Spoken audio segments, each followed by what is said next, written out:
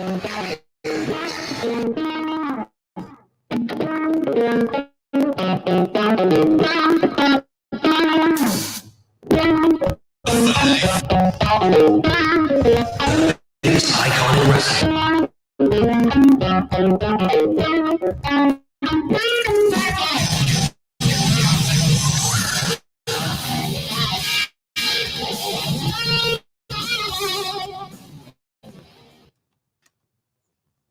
my lifetime, I've learned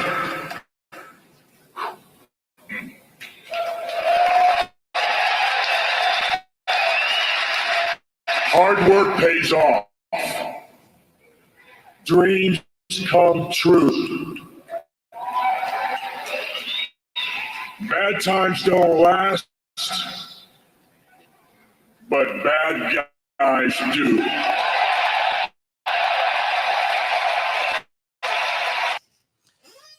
Thank you for joining us. I am your always gracious and honorable host, Bebo the Great, and welcome to Disavowed Podcast. Today, I have with me a special guest.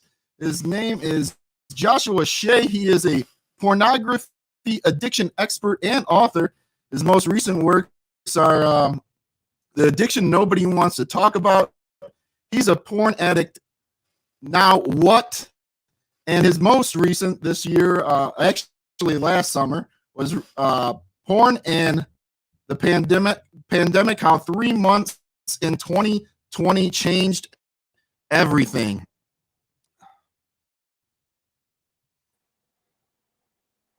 Josh, welcome to Disavowed. How are you doing today? Thank you very much. Thank you. Good morning. And I have to say that this is I've done over 200 interviews, and this is the first time that Scott Hall has been a part of the introduction. So aces for you. I like that. Those Italians, I love the Italians.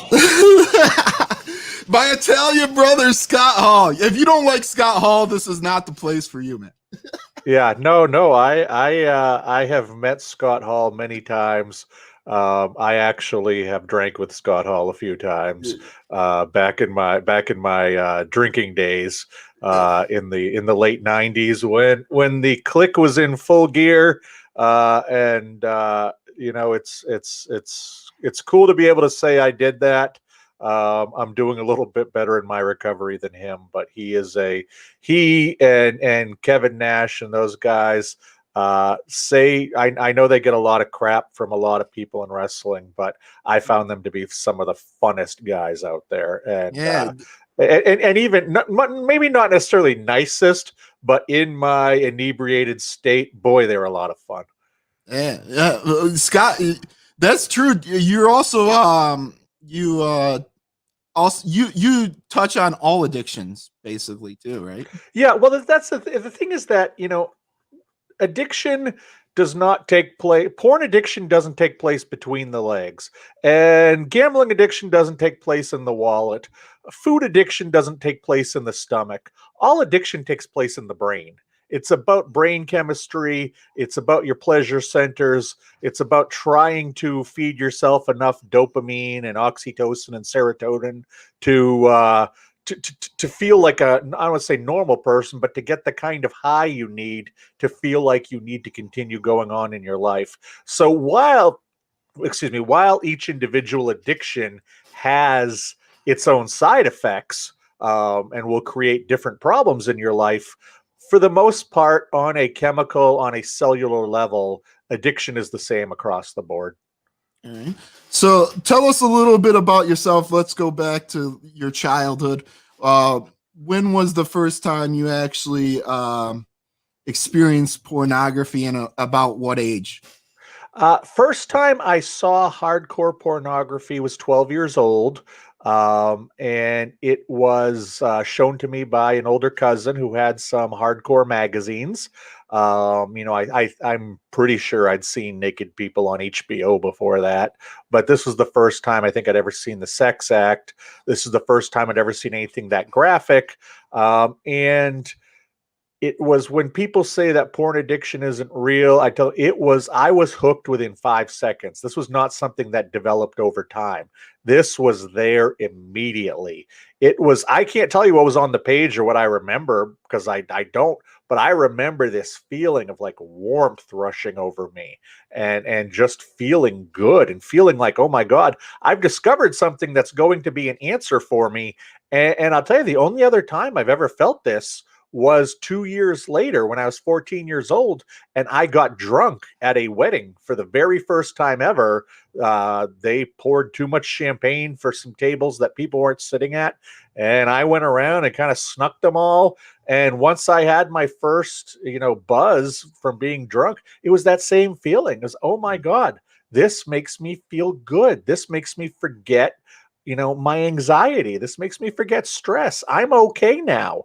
And throughout my life, until I got into recovery at 37 years old, it didn't matter whether I was in high school or college or had started my career. Didn't matter if I was dating or married.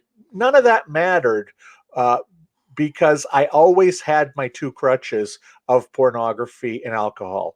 Those were the only two things that I could always count on to make me feel better. And that's really what the life of an addict is like. And with porn addiction specifically, almost every male who has porn addiction has some kind of unresolved trauma from childhood abuse. In my case, I had a babysitter from a very young age to about age 7 who I was at the receiving end of some sexual abuse and a whole lot of emotional and mental abuse. And if you look at statistics, the godfather of this area of study, Dr. Patrick Carnes, his groundbreaking study in sex and porn addiction showed that, and I'm not going to nail these statistics exactly, but around 80% of men who are porn or sex addicts have had, 70% have had some kind of physical abuse in their background. 80% have had some kind of sexual abuse in their background, and over 90% have some kind of emotional or mental abuse. So when people evolve and become porn or sex addicts, or men, I should say, because we don't have the numbers in really on women yet, it's about unresolved trauma. It's about trying to get that in the back of your head, trying to repress that stuff, and trying to find something to medicate with. Because, as a 12-year-old kid, as a 14-year-old kid, I was in the process of blocking that stuff that happened to me.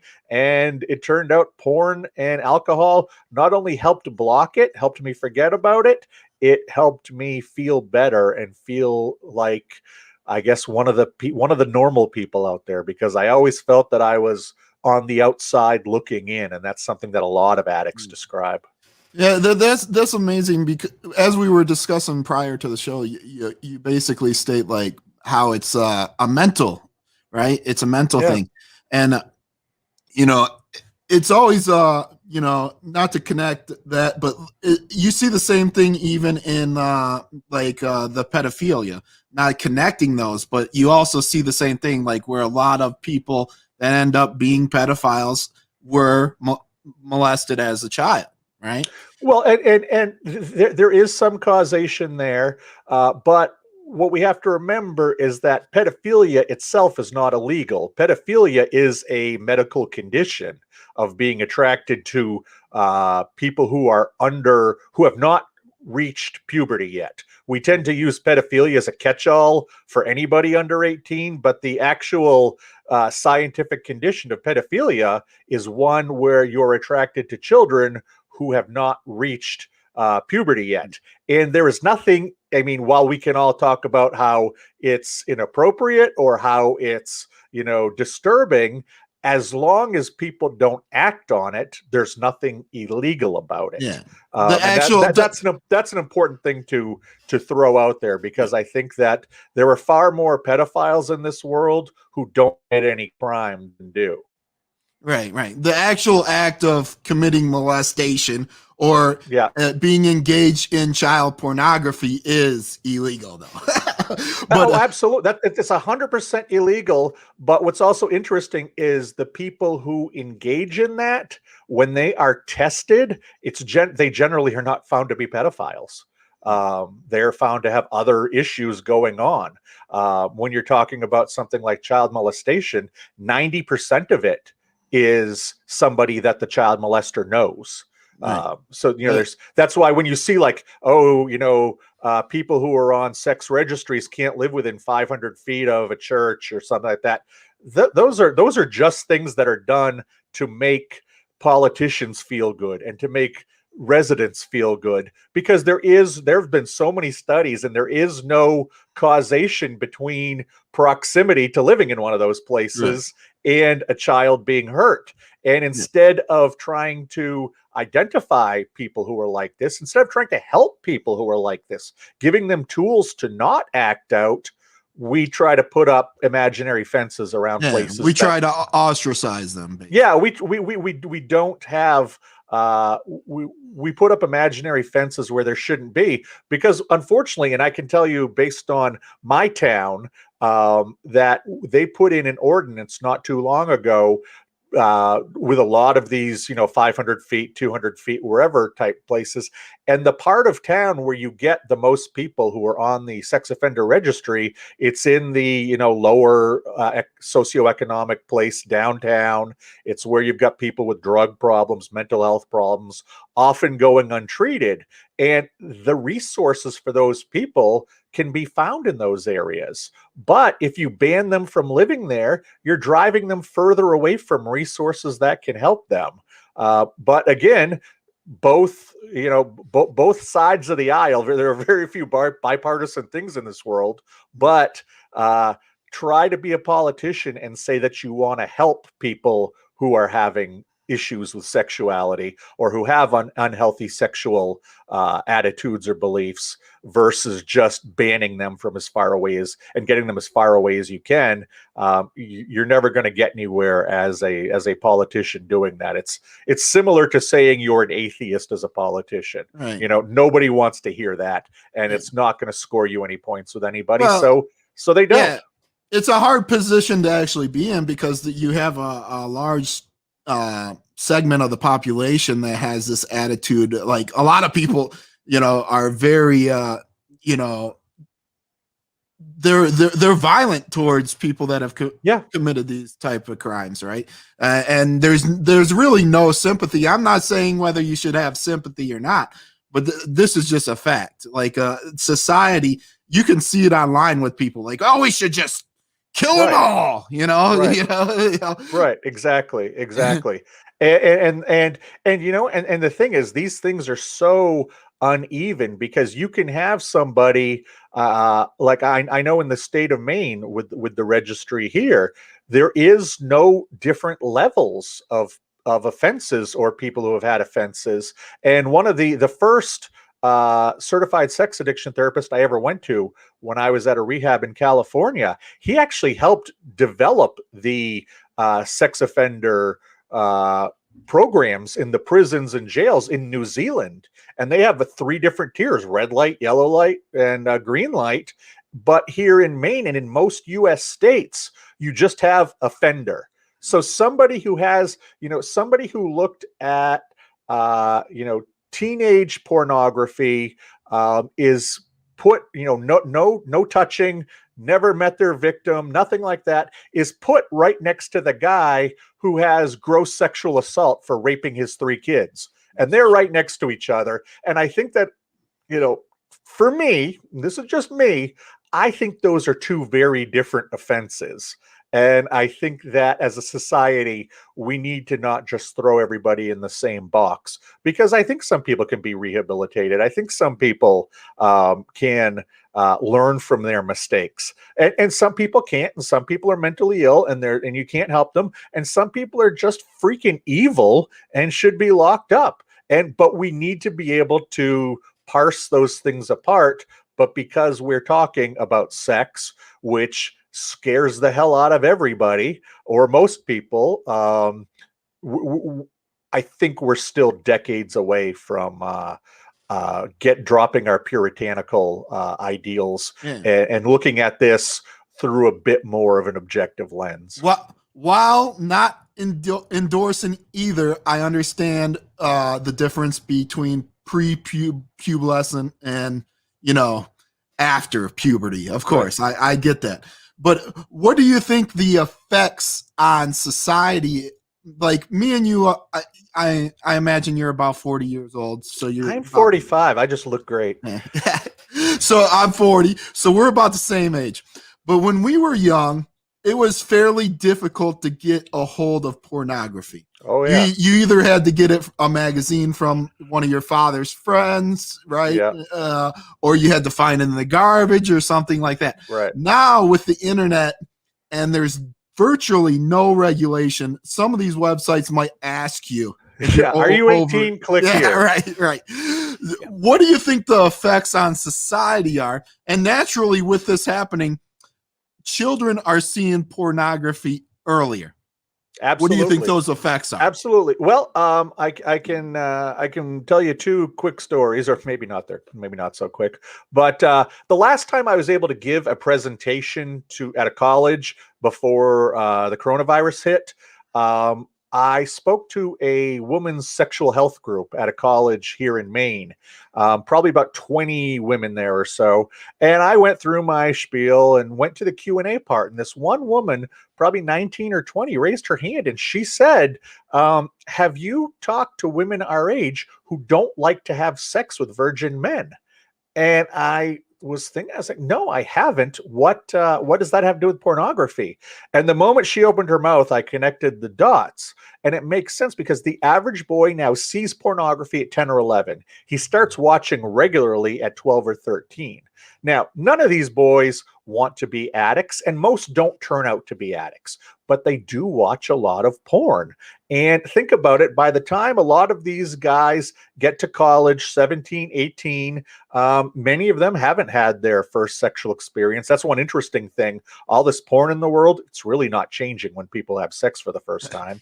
But these guys are growing up on even the most vanilla porn. Think about it. You've got the guy who is the aggressor, who is saying horrible stuff to the woman. He's bending her like a pretzel. And that doesn't even begin to talk about how degrading all of these, almost every video clip ends.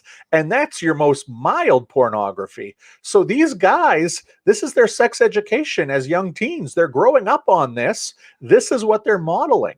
And in talking to these women, we had a great discussion afterwards, and I've confirmed this with several other women in this age group, is that they don't want to have sex with a virgin guy because the virgin guy immediately starts to act like a porn star. Yeah. And those of us who have been in healthy sexual relationships kind of laugh at this, and those of us who are older and didn't grow up on it the way that they do, because we understand pornography is fiction. We understand it's not a documentary. It's not a nature film. It's not reality TV. But how are these guys supposed to know that? So when they're with a girl for the first time, they'll push them down on the bed and say something horrible to them. And the girl, no, that's not real life, dude. And a lot of these women don't want to be with virgin men because they've got these attitudes and they don't want to have to deprogram them.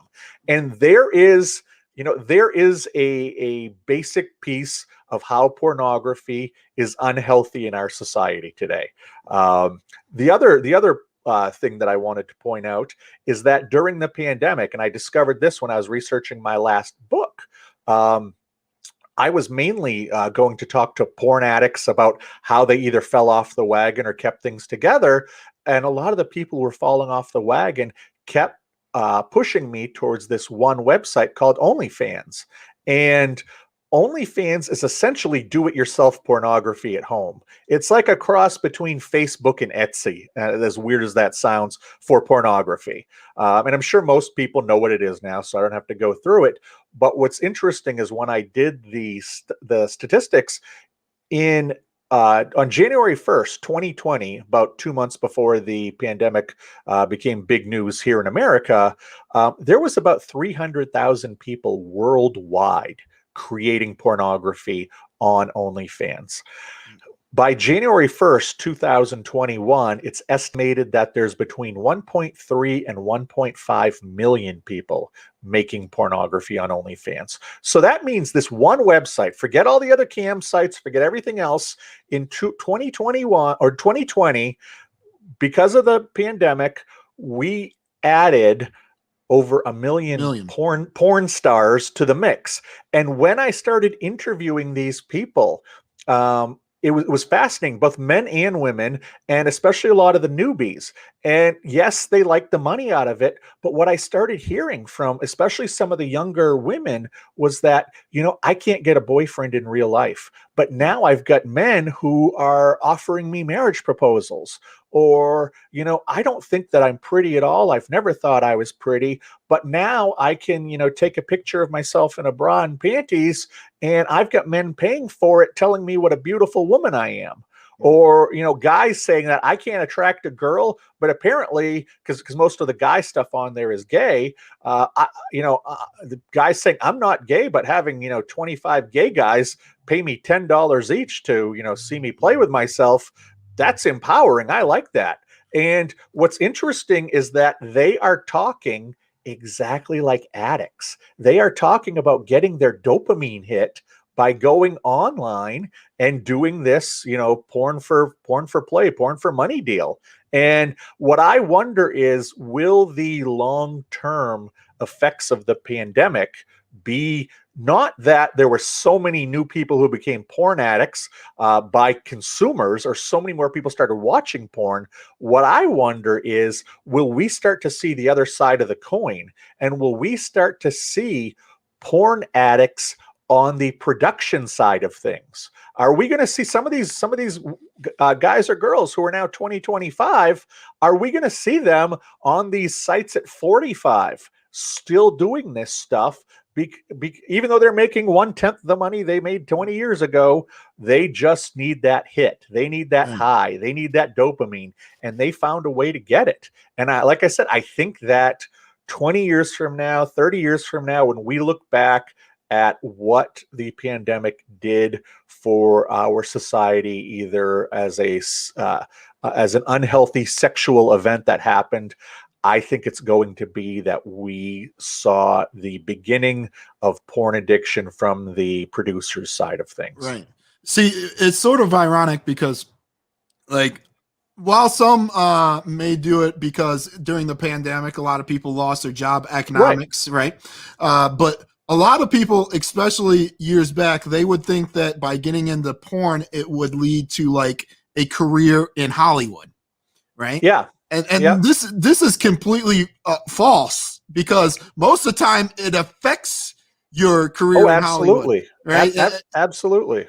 And the thing is, I think that I think it's interesting because I think things have swung very different. When you and I talked about, having to find a porno magazine, almost through luck, or through that one cool uncle or whatever who would give it to us. And today, it's like you said, we give 10-year-olds the greatest porn computer in the world with their smartphone. So, these 10-year-olds can watch, a granny throw tater tots at three guys and while Irish music is playing, and whatever you want to see, you can see. And I think what that's doing is, and consider, you and I, when we were in high school, if the hot, sexy cheerleader, if there was a picture of her in a bikini going around, it would have been like like currency. And but think about today, just Instagram, for instance. Every cheerleader, every chess club member, every kid who drops out of school, they have the bikini pictures. The guys have the pictures with their abs out there, and they are being raised in a sexually charged and sexually visual environment that has never been around before. So really, how much of a jump is it from showing yourself at 17 years old in a skimpy Yeah, to bikini and a pornography. thong to turning 18 years old and just taking that top off and charging $20 for it. Right. I don't think that, this youngest generation, and I kind of consider them the under 30 generation or under 25 generation who don't remember a world before the internet.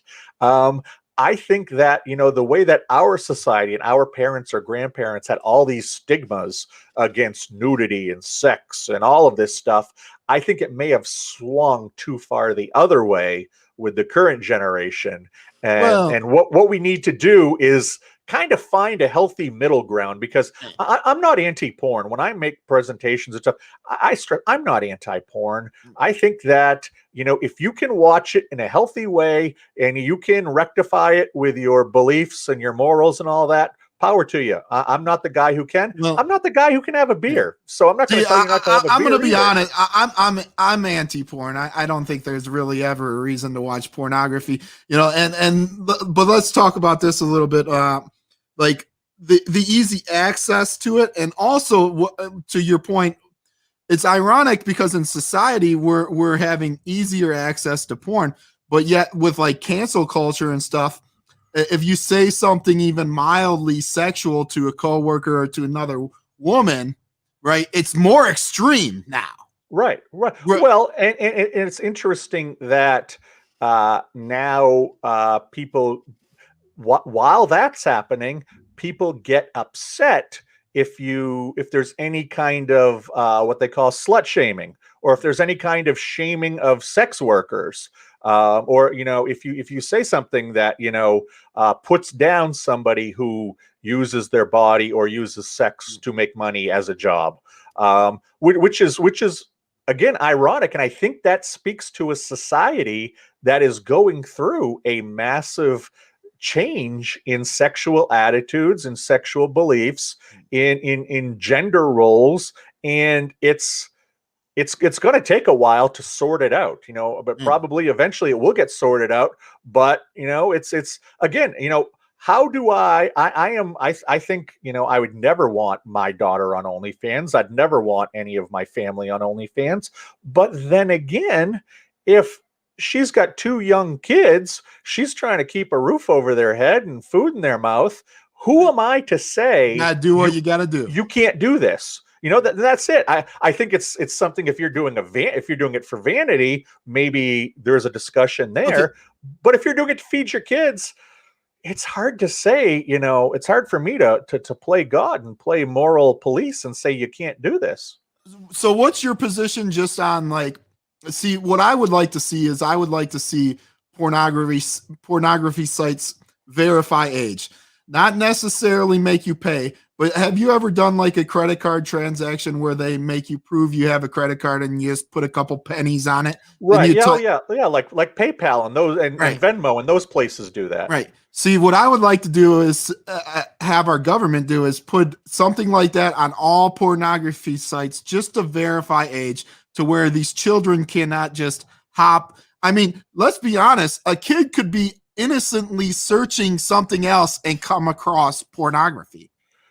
I think that if the internet was a contained thing within a country, that might make sense. England is trying to do that right now, failing miserably. India, which is the number 2 consumer of pornography in the world, I think 2 years ago, tried to ban pornography online.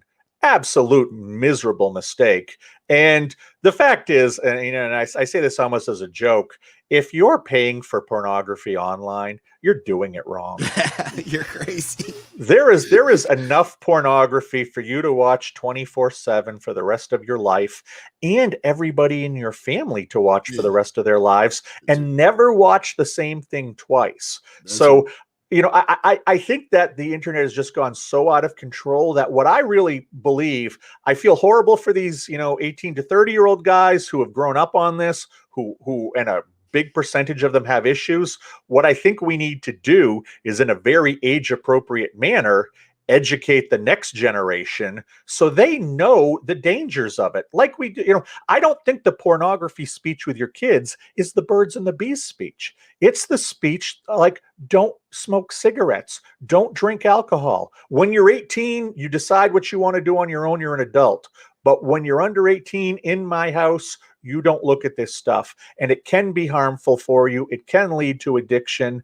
There are stories of, people with, or teenagers with porn-induced erectile dysfunction.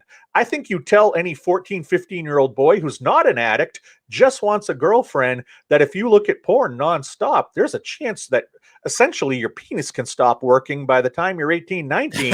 That's it might be a deterrent.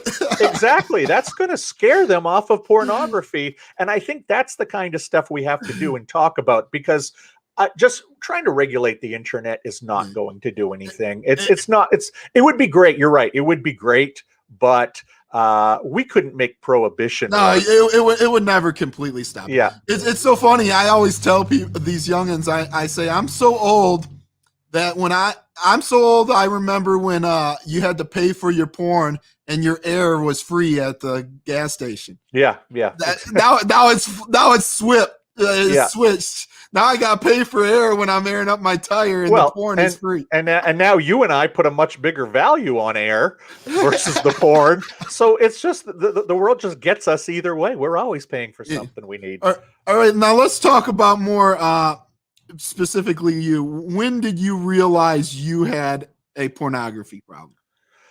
I recognized that I looked at pornography different when I was in high school.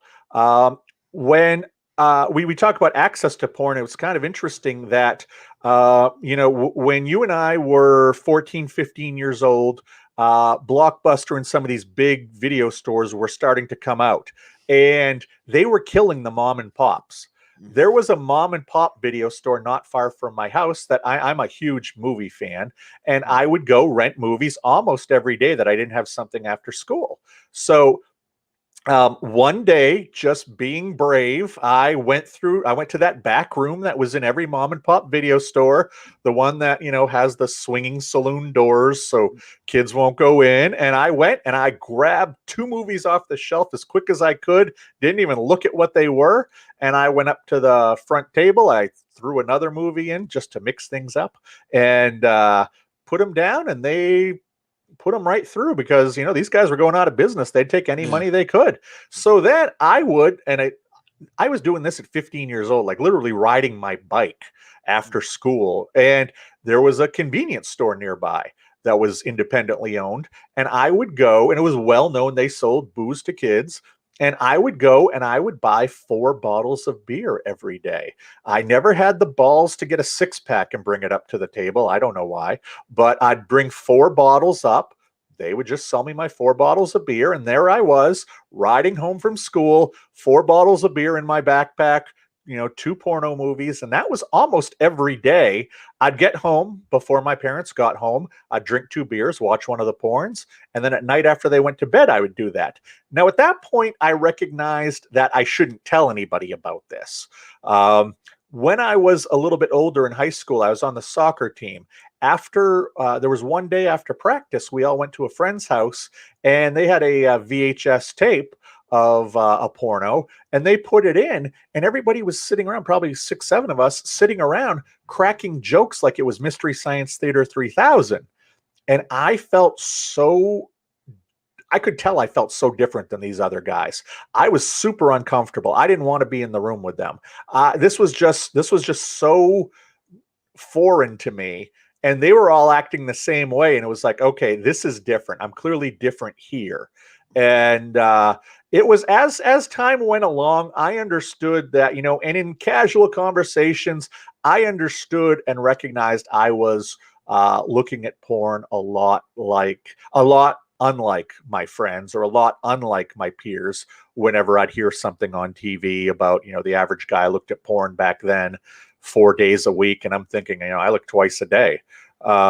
And it was, and you got to keep in mind, at the same time, I had the alcohol issues, and I truly didn't understand that my porn use was an addiction. I would have told you at the time that my porn use was just a bad decision based on the alcohol. Right. It wasn't until in 2014, and on the day we're filming this, was it March 17th? In 3 days, I will be 7 years off of porn, and in 10 days, I'll be 7 years off of alcohol. So 7 years ago, I went to a rehab for alcoholism because that's all I thought I had, and it was bad. I mean, I was a really not good alcoholic, and I thought I'd be there for 28 days. I ended up being there for 70 days, and in my last few weeks there, my caseworker, he recognized that I had issues with sexuality, issues with attitudes, issues with pornography. And he had me meet the guy who I mentioned who helped form the New Zealand sex offender rules. He had me meet, and this was out in Palm Springs, California. He had me meet with this guy twice a week for my last 3 or 4 weeks there. And within 45 minutes, we were digging up stuff from that babysitter's house. And within a week and a half, he had me realizing that pornography addiction was actually a thing. I don't know if I even heard the term before that. And not only was it a thing, it was a thing that I had. And not only that, it predated the alcohol. And in many ways, it was far more damaging to my life than the alcohol. So after I left that rehab, I came home. I started working one-on-one with a wonderful therapist who I still see to this day occasionally. And me being my profession by trade is a journalist. I did that for over 20 years. So I'm a research geek. You know, I can sit there and read the New England Journal of Medicine and enjoy reading studies. I know most people can't, but I jump into research, and it blew my mind that there was a lot of research about porn addiction, but there was nothing out there for regular people, and it was sad. And I was expressing all this to my therapist, and she was like, all of the research in the world is good. All of sitting here talking to me is good, but you need to talk to other people. You need to talk to more professionals who are experts in this area. So in 2015, despite the fact I hadn't looked at porn in over a year, I went down to a porn and sex rehab in Texas. And I spent 7 weeks there. And that was an amazingly transformative experience because I learned about trauma. I learned about, how to deal with it. I knew about the babysitter at that point, but I hadn't really learned how to process it and what it meant and look at my relationships to my parents and my siblings and my grandparents and whatnot, and really how I became the person I did. That was important to me to go through. And what was amazing was that, and this makes sense in retrospect, addiction is a symptom of a bigger problem. Addiction is a Band-Aid on a gaping wound.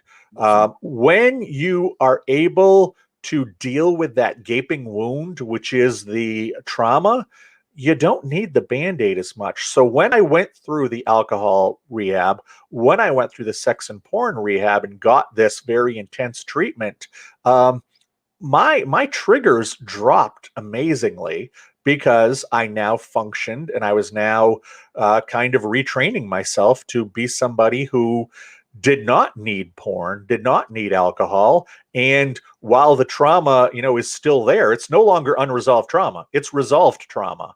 And that's been key for my recovery, is not just the trauma, but figuring out how I became the person I did. Right. Yeah, I've actually read your first book. So I don't want to rehash old wounds, right? But do you think you would have continued on the path you were, or would you have sought help on your own? I would have drank myself to death. I'm pretty sure that's what have happened. I was drinking the last 6-7 months, and if you read the book, you know how much I was drinking. I was drinking all the time. I should have wrapped my car around a pole. One of the really eye-opening experiences was when I went to my first rehab, and one of the first days there, they were like, why don't we figure out how many times you've driven drunk? And I was like, okay, well, I've been driving since I was 17, and I figure on average, I probably drove drunk twice a week. There were some weeks I didn't. There were some weeks I did 4 or 5 times. So let's say twice a week. Okay, well, I'm 37 now. Okay, so that's 20 years. 20 years times 52 weeks is a little over 1,000. And I drove drunk twice each. Holy crap, that's over 2,000 times I drove drunk. And that's embarrassing. That's shameful. That's a giant red flag. Well, especially when you were relatively successful, right? Oh, I mean, here in my town, I was the publisher of a major magazine here in this part of Maine. I created a film festival that got a lot of actually international recognition, brought in celebrities. And I was also a city councilor. So I was a local politician. Everybody knew who I was. And so, yeah, I was not your stereotypical porn addict. So when I wrote that first book, my motivation was really to show regular people that anybody can be a porn addict. I do coaching now for both porn addicts and for partners of porn addicts. And I have met, people ranging in age from 17 to probably almost 80, men, women, every demographic, every race, every religion, every political bent, every person you can imagine. And I wanted to write that book to show that anybody could be a porn addict. Don't disqualify yourself because you don't think you fall into it. It's like saying, who's your average alcoholic? Right. Well, that's like our initial back and forth through email. I told you I'm usually a very political show, right?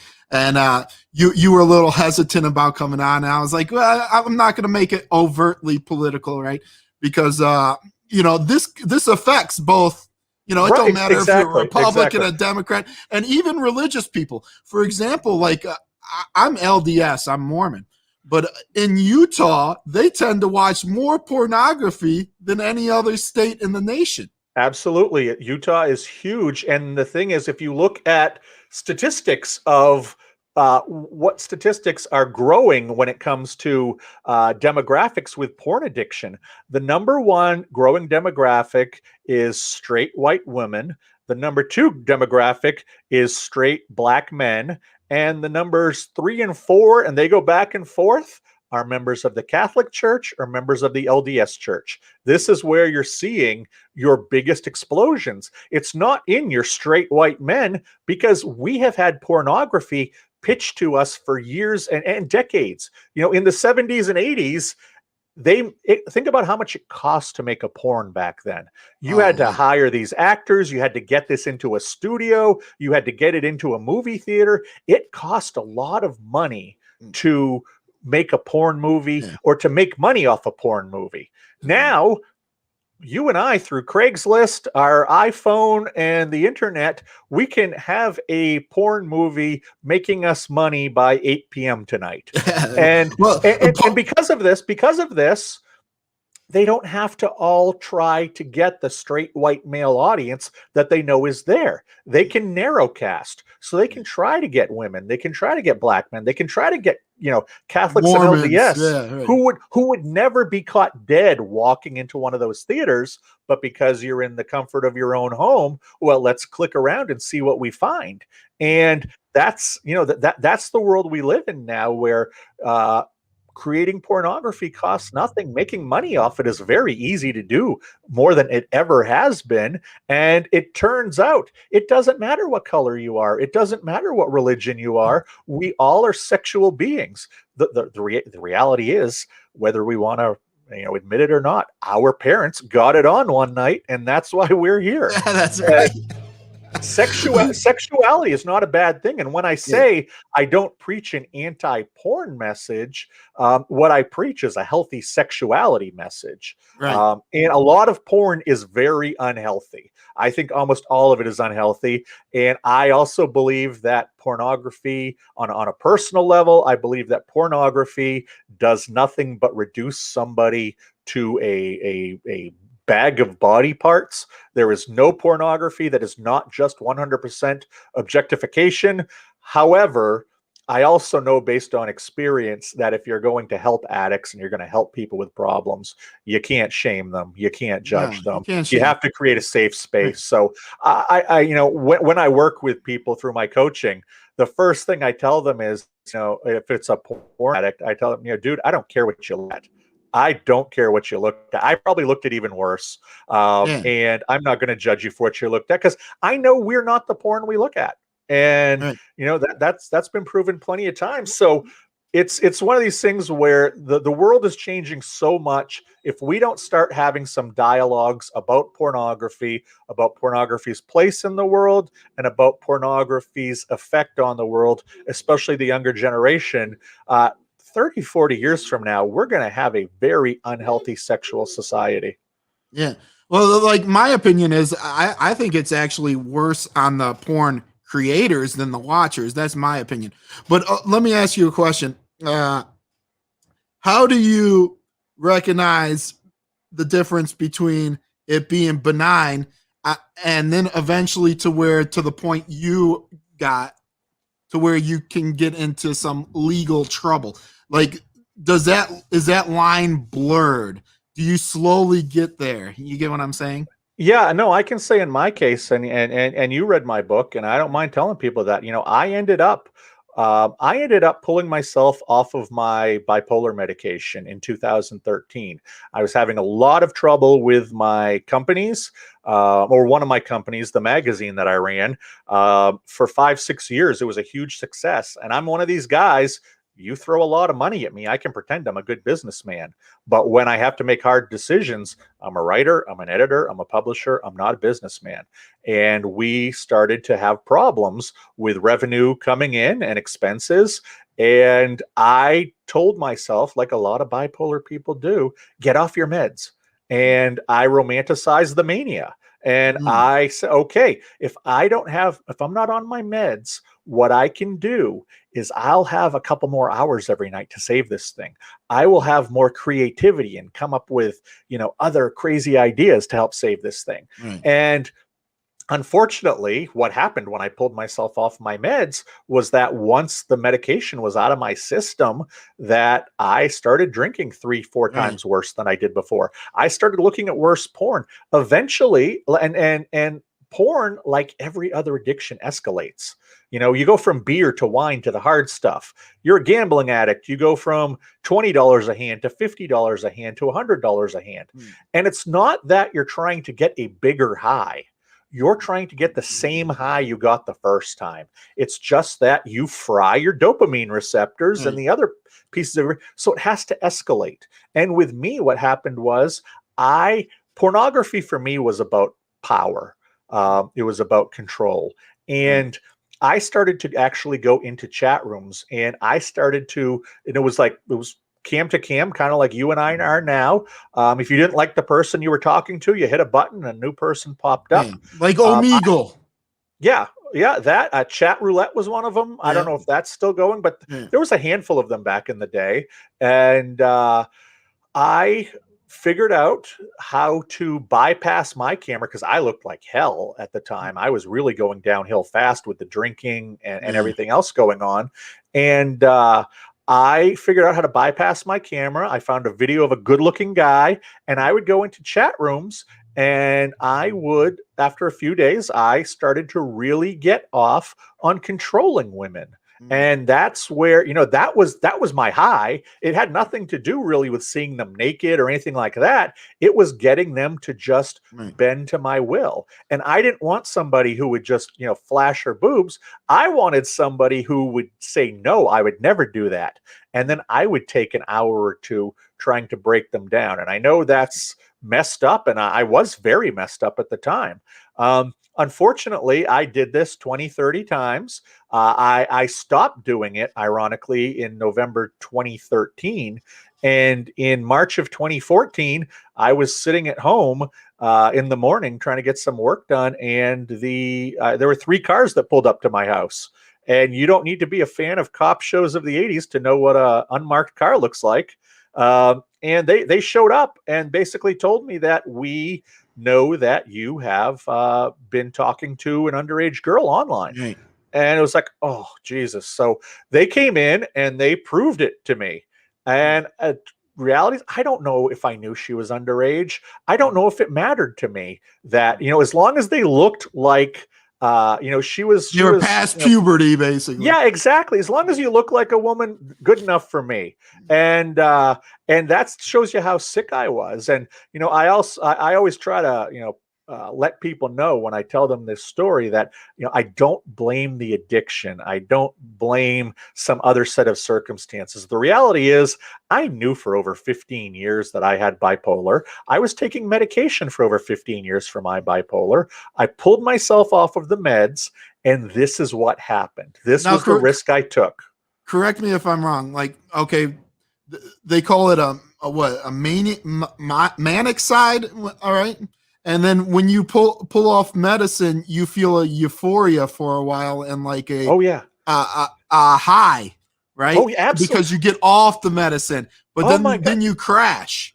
Oh, mania feels so good. One of the first things I ever said to the first psychiatrist when I was 21 or 22, who prescribed me the medication, and it brought me down, it brought me level. It felt like a restrictor plate on a race car is a good way to describe it. And I told him, almost as a joke, I don't know why you're giving me stuff to bring me down. You should be giving everybody else stuff to bring them up. Right. Because it feels so good and you get so much done and you think on a different level, but it's not, it's because your chemicals are messed up. A lot of people, confuse bipolar with certain mental disorders, and bipolar is really more of a physical disorder. It's a disorder on along the lines of dementia or Alzheimer's disease, in that the correct neurons aren't firing, the correct chemicals aren't working. So you have to take these meds to kind of offset it and try to balance things.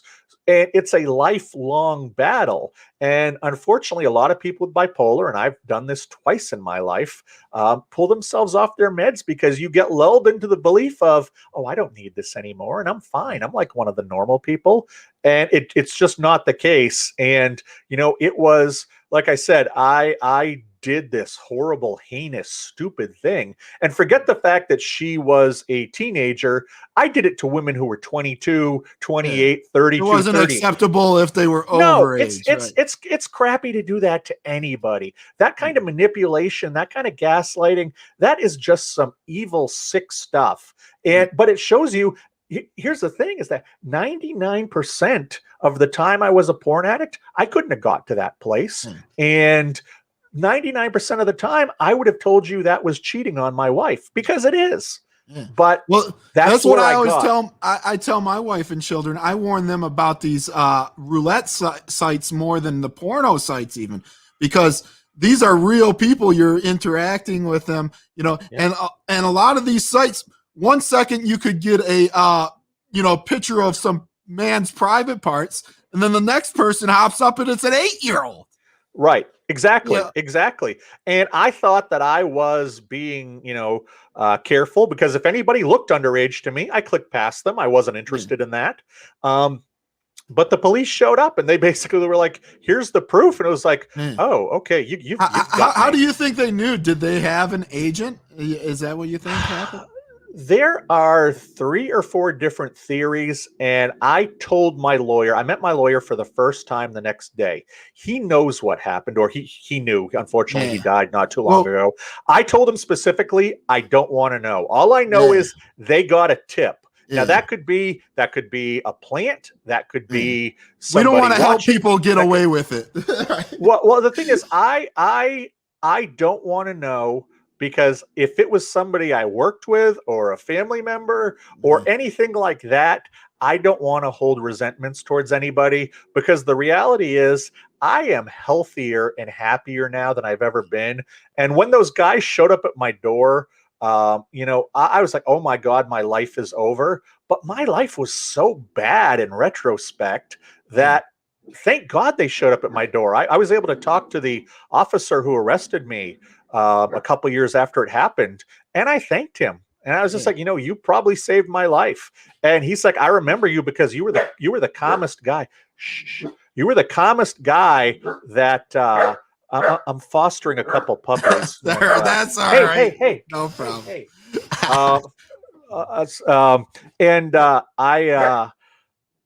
I thanked him because he changed my life. Had he not shown up, and he said, I could tell that you were going to be one of the success stories immediately. You weren't fighting it. You weren't justifying it. He's like, I don't let most people ride the front seat of the car and use their cell phone to call people. But he said, you were so clearly relieved I showed up. And I look back and it's like, he's right, because statistically, the porn shouldn't have got me. It should have been the alcohol.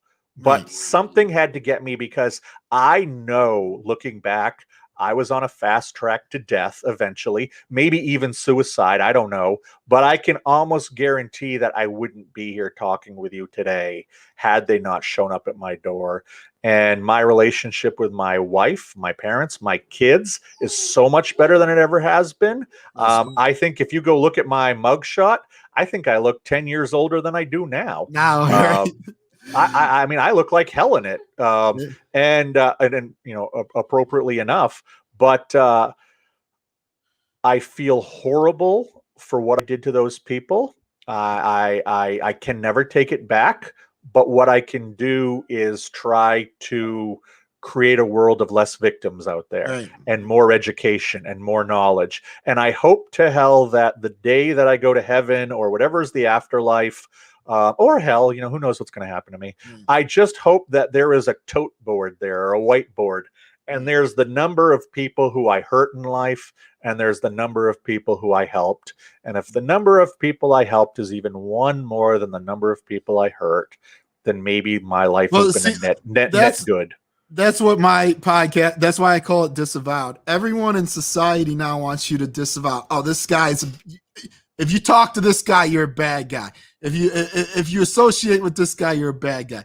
I am in no position to say who's the bad guy or who's not. Now, what you did, I agree, was wrong. You should have not did that. No, obviously. And I served 6 months in jail, as I should. I can, and people are like, do you think you spent too much time there? Do you think you spent too little time there? And I spent the right amount of time there, because that's what a judge decided. And I accept it. And then also, you got to live with it the rest of your life. In some facts, that's worse than the jail. You get what? Yeah. Oh, absolutely. And thankfully, I have worked from home for years as a writer, and I'm now making money on the coaching, and I have resources that a lot of people don't have, and I have support of my family and my friends that a lot of people don't have. Most wives or girlfriends go running from a guy who does this without learning anything about it. And thankfully, my wife, took a breath. Now, did she go through a whole bunch of trauma? Yeah, she had betrayal trauma. We had to have a lot of serious conversations. I know, had I not done the hard work of recovery, she would have left. But I'm glad it worked out. She was willing to see me not as an evil person, but see me as a sick person, and basically say, you got to get your act together or I'm gone. And that was more important to me than any porn or any alcohol. Right. Well, I think that's a good spot to leave it. That you guys worked it out. It's a happy ending. So tell us where you can be found and your social media and stuff like that.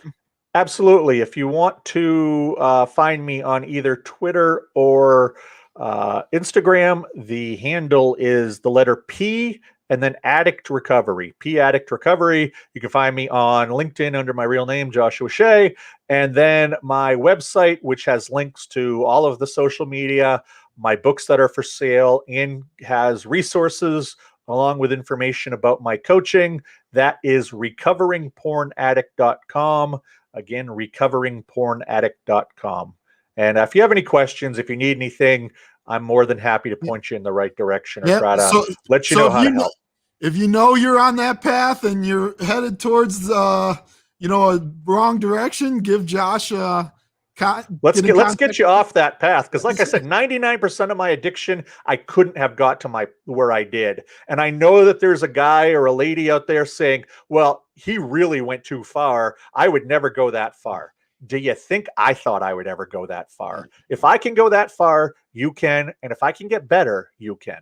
All right. Thank everybody. Thank everyone for joining us. And you all have been disavowed.